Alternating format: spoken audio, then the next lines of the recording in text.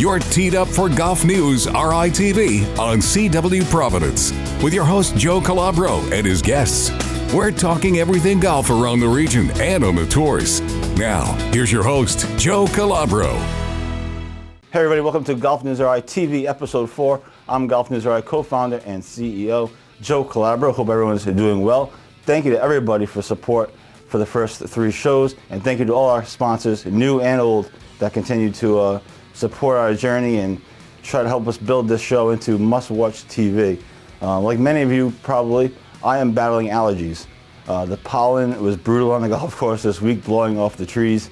I don't think I've ever seen anything like it. So I apologize in advance. We'll try to get through the show without being a complete disaster. Anyway, you don't love allergies.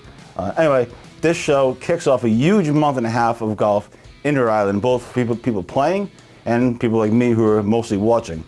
So I want to just highlight the dates, key dates, and obviously we'll have full coverage of all these events on GolfNewsRI.com and on GolfNewsRI TV.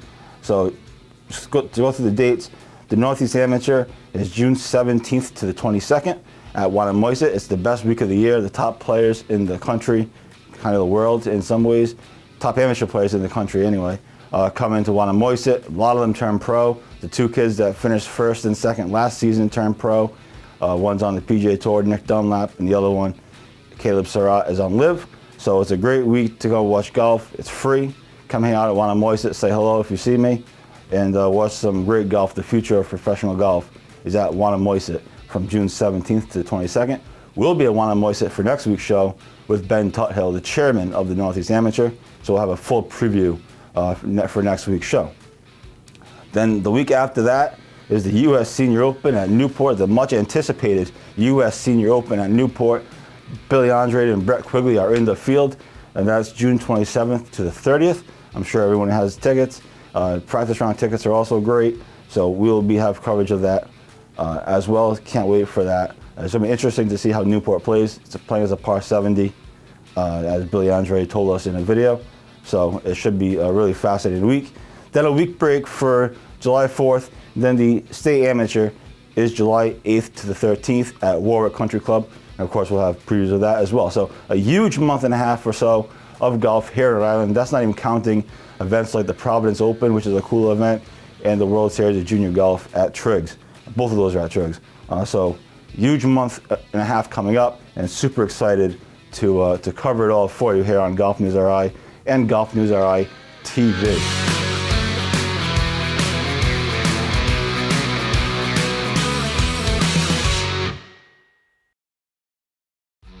We'd like to welcome in our guest today, Gregg Burke, the head coach of the URI golf team. Greg, thanks so much. Always glad to see you, Joe. Obviously, college golf season is over. I believe Auburn won the national title, if I'm not mistaken, but URI had a good season. You have some great players in the mix. Obviously, all the trophies behind you, and you have the academic awards up on the wall over there. Just talk about your season. We'll get into some specifics, but talk about the season that URI golf had this year. Well, sadly, it was a disappointing one. We had a couple of great players, Bryson Richards, the most decorated player in the history of the program, and my freshman class was off the rails, spectacular. Tony Liu from China and Josiah Tong from Western Canada, 2 highly, highly coveted recruits that we were able to have come enjoy the University of Rhode Island. It's my first time in my 14 years coaching. We didn't win a tournament, and we played very poorly in the A10. So it was disappointing, but as much as we'll miss Bryson and Geronimo Narizano, who played for us as a senior, we're really excited about next year. It's the 2 freshmen we had come in this year represent my greatest freshman class ever, and the class we have coming in next year is just as good, if not better. We'll get to that in just a minute. I just want to give you a chance to talk about Bryson. You told me a couple days ago that he's one of the most decorated golfers in the history of URI golf. 60 tournaments over the 5 years. He had the COVID year when it was split. 30 times in the 60s. He won 6 tournaments. His scoring average was under 72 for his career. 8-time Player of the Week in the A10, 3-time All-East, 3-time All-A10, 2-time Vermont Amateur Champion while he was here.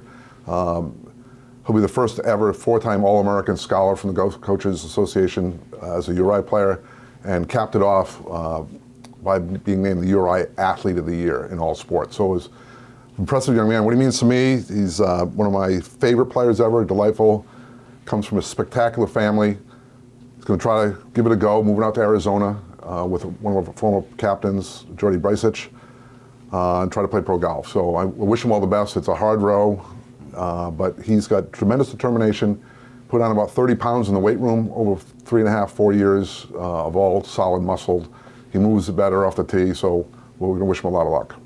Yeah, it's going to be exciting to see another local in the pros. Just and like you said, it's tough. Just look at what Chatfield and Welch are doing on the Korn Ferry Tour, and Chris Francoeur, your buddy, on the PGA Americas. And it's not easy to make it. It's a grind, but obviously it's cool to see these guys, whether it's Bryson or anybody else, to go pro and try to make it like that. You talked about your recruiting class coming in. Obviously, two of the big names are Luke Stennett and Tyler Bruno, who played down in Florida with some kid named Charlie Woods. You're really high on this class, like you mentioned.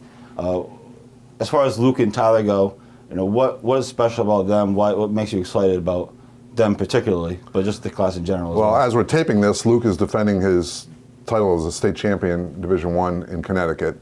It'll be his third one, should he win today. Monster talent. Hits it 345, 350. That's nothing you can teach. And one of the sweetest, nicest kids we've ever had here. Tyler, I think, has tremendous upside. Tyler's just a player. He knows how to put the ball in the hole. He grew up in Concord, Mass., but his family had the chance to move to Florida to give him a chance to try to improve his game. Had a lot of opportunities to go a lot of places and decided to come here. I played number 2 on the Benjamin team in Florida that won the state title. That's the same team that Charlie Woods played 5th and 6th at different points. So Tyler has tremendous upside.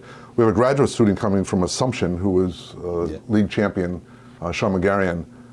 Bright kid, knows how to play, Mr. Steady Eddie. He'll be in the starting lineup without blinking. And then we might have a surprise down the stretch with one more player that we think will add a lot to the team. And so we're going to have back-to-back classes that are really, really good. We have a minute left of this segment, then we toss into the commercial. But Sean Majarian, the transfer portal is alive in college golf as well. It's not as big as it is obviously in basketball and football, but real quickly, just how did that kind of come about? Was he a player that you've always had an eye on? Or No, I actually knew of his brother. His brother, Zach, had played some Challenge Cup, and not anyone we would have recruited at the time, and now was an assistant pro. But Sean, a friend of the family, contacted me about Sean and told me all about him, and I said, should he enter the portal, we'd be interested, but I couldn't have a conversation at the time, and I think he'd already decided to come here before he entered the portal, and he entered the portal the next day we had him. Awesome. We'll be right back with Gregg Burke. We'll get into Devon Quigley and a few more things with URI golf coach Gregg Burke. This is GolfNewsRI TV. I'm Joe Calabro. We'll be right back. Now back to GolfNewsRI TV with your host, Joe Calabro, and today's guest. Special thanks to our sponsors, Providence Performing Arts Center and 4 Evergreen Turf Management. And welcome back to GolfNewsRI TV. I'm Joe Calabro. Thanks to everyone for tuning in, and special thanks, of course, to our sponsors. We're joined today by URI golf coach Gregg Burke. Greg, thanks again for coming on. We closed the last segment talking about Sean Majarian.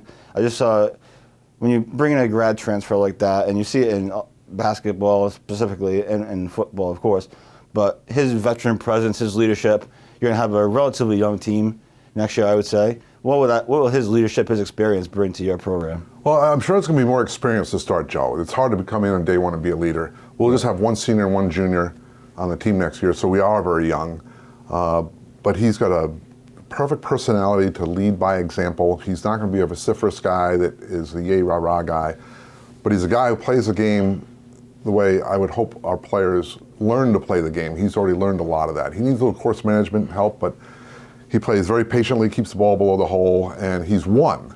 And that's something that he can help the other guys with. He's going to be a tremendous addition, both on the course and off the course. I'm always interested in this. We've talked about it before on the podcast, but recruiting. Obviously, you can't get into specifics, but when you go out recruit, it's recruiting season. You're at tournaments. You're going, like you said, you're going to see Luke after this taping. What kind of things do you look for when you're recruiting a player? What kind of things do you look for in general? Obviously, I don't want you in trouble when you're recruiting players or a player. Well, it's funny. Like COVID taught the world that they can work from their home. Recruiting has become like that a little bit more. I'm a stats guy when it comes to things. I like to fiddle for hours finding kids all over the country and looking at different tours and tournaments. So I'm out less than I ever was. But when I go there, I like to see how the players treat the rules official, how they treat the entry point when they go to sign in, how they treat their opponents.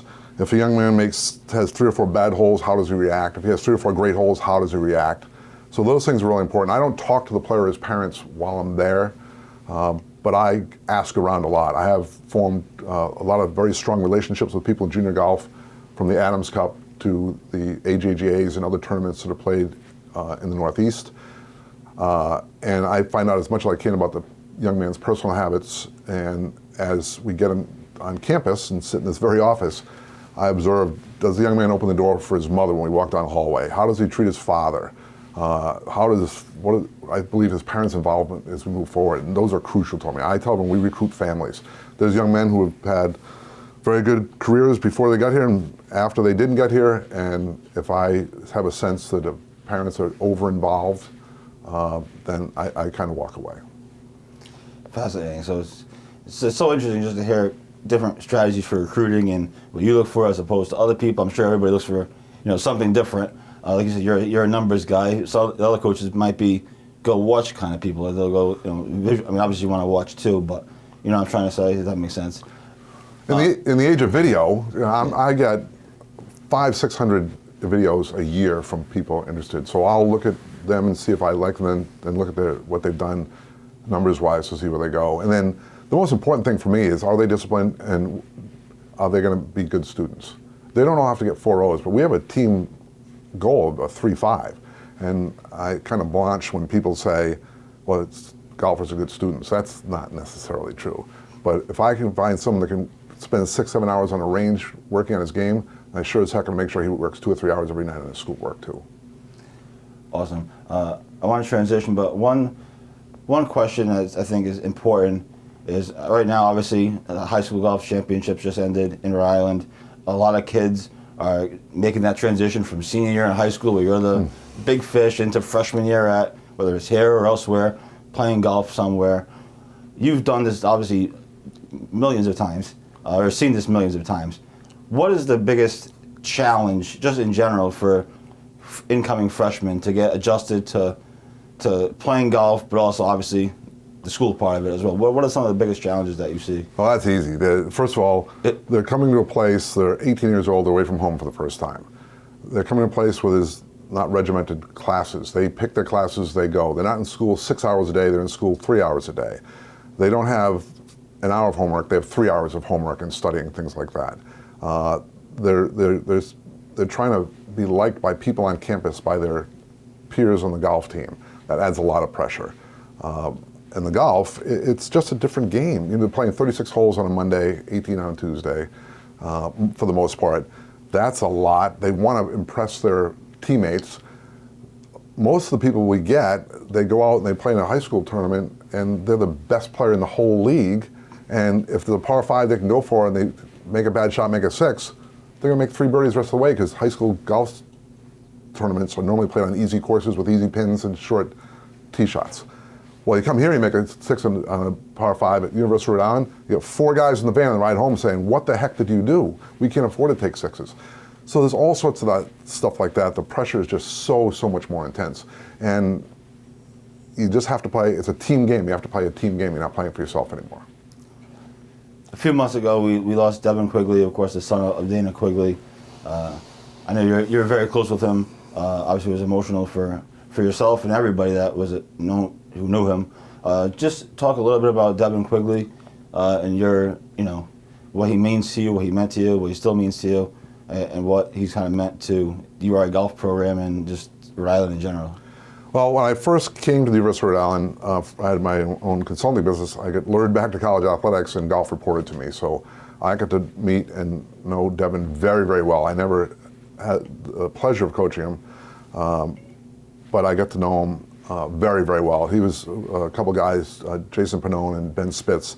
Those 3 were the guys I really kind of latched onto early on and have been remaining friends with all of them. Played golf with Devon a number of times. Obviously, I traveled with the golf team to tournaments. And then when he decided to come pro, we still stayed in touch. We'd still talk on the phone at least once a month. Texting was great for that sort of stuff. His unceasing ability and desire to tease me never ebbed. And when the accident came, it was just devastating for everybody. November, and then I went down to Florida in March to see him at the facility. Got to gain a very, very special friend in Charlotte. Got to know Dana better, and just rooted for him the whole time. He was someone you just wanted to root for. He didn't lose his sharpness. He had communication skills that weren't verbal. Charlotte and Dana would throw a party on his birthday every year. Let's go to that. Dev came to practice, to watch practice, and I've retained my friendship with both Devon, with Dana and Charlotte. Went to the memorial at Crestwood, then I flew down to the one in Florida as well to show our respects. And you'll hear about, as we move forward, we're going to have a golf tournament to raise some money in his name. And here at URI, we have created an award, the Devon Quigley Courage Award. I want to talk about the Courage Award, and we're also got Gregg's unique take on the state of golf in Rhode Island. It's a question I'd like to ask everybody. So that's coming up. This is GolfNewsRI TV. I'm Joe Calabro. We'll be right back. Now back to GolfNewsRI TV with your host, Joe Calabro, and today's guest. Special thanks to our sponsors, Imagine Gift Store and Schoolhouse Apartments. Welcome back to GolfNewsRI TV. I'm Joe Calabro. Thanks to everybody for tuning in, and of course, thanks to our sponsors who continue to help us. We're here with Gregg Burke here at URI and his office with all his pretty trophies and achievement awards. We ended the last segment talking about Devon Quigley. You mentioned the Courage Award that you guys announced. Talk about how that came about and kind of the backstory behind that award. It came about because the head golf coach at the University of Rhode Island loved Devon Quigley. And I wanted to do something that would shine a light on his memory and his example. The toughest kid I ever met after what happened. He never gave up. So we did that. I've probably have 7 or 8 names that we'll go to over the years, and we're just going to wait until the fall before we announce the first one. You hinted at it. The golf tournament obviously is still in the works. It's pretty cool to see how, whether it's yourself or our buddy Eugene, how he meant so much to so many people. I obviously didn't really know him, but didn't really know him at all. And it was just cool to see, in a sad way, of course. Cool to see so many people kind of rally around him recently, but also over the years as well. He obviously has a big place in everybody's heart, and it should be. I'm excited to hear who wins the Courage Award, and excited for the tournament and whatever else comes about in the future. Obviously, GolfNewsRI are willing to help with whatever we can do our part to try to help. Great. A little bit as well. So that's awesome. So as I said off the top, we have a big month and a half here in Rhode Island of golf. You're a golf fan, just like the rest of us. Obviously, you're a coach. You have a unique perspective, but what do you make about this upcoming month and a half or so with all these big tournaments, whether they're pros or the amateurs? It should be pretty exciting stuff. It's as good of a stretch as we've had here, I feel like, in a while. Well, having the Senior Open here, or any USGA event, is terrific. It's been a while since they had the amateur here, so that's terrific.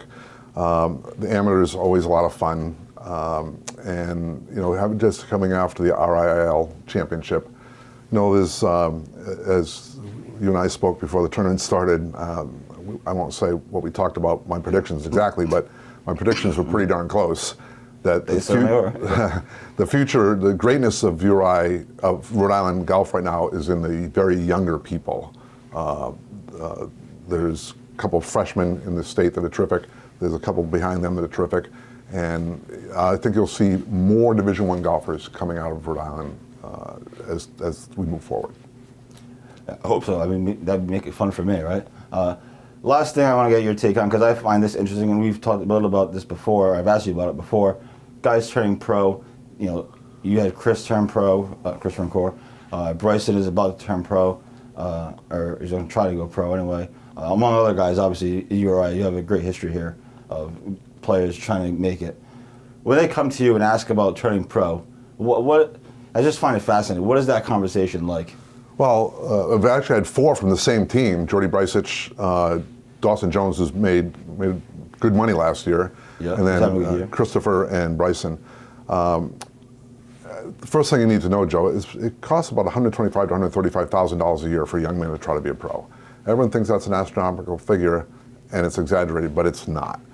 There's just so many expenses, and you need backing to do it unless your family has the means. I'm a big believer, if that's their dream, then I want to try to help support it. We've had people try to play pro before or have had some pro experience. We can hook them up with those guys to get some nods on what to do and what not to do. But you know what, I see these kids in the weight room, I see them on the range. Everyone else sees their scores. I can see what's in their heart. If that's what they want to pursue, we want to help them pursue it. And like I started at the top of the answer, there were 4 players on a team from 3 years ago that are now trying to play pro. That tells you the state of URI golf. It tells you how we can improve them and how we can prepare them for that degree. That being said, I give the same effort and support to someone who wants to be an engineer, a businessman, or a chemist. That's what we do here. We prepare the young men for life after college. Awesome. What do you have on your agenda this summer? Watching golf, playing golf, a lot of recruiting on the horizon? We're probably only going to take one at most in the class of 2025, so that list was pretty well formed. I'm starting to narrow down the list for the 26s and 27s, so, and hopefully a little bit of time away from golf. Awesome. Well, Greg, thank you so much for coming on the show. I really Thanks, appreciate it. Thank you for your support. All right, folks, next week, big show. You don't want to miss it. We'll be at One on Moisset with URI's Ben Tuthill, the chairman of the Northeast Amateur. We'll have an interview with him, preview the tournament, and much more. That's coming up next week on GolfNewsRI TV. You don't want to miss it. Talk to you guys then. You've been watching GolfRI TV on CW Providence.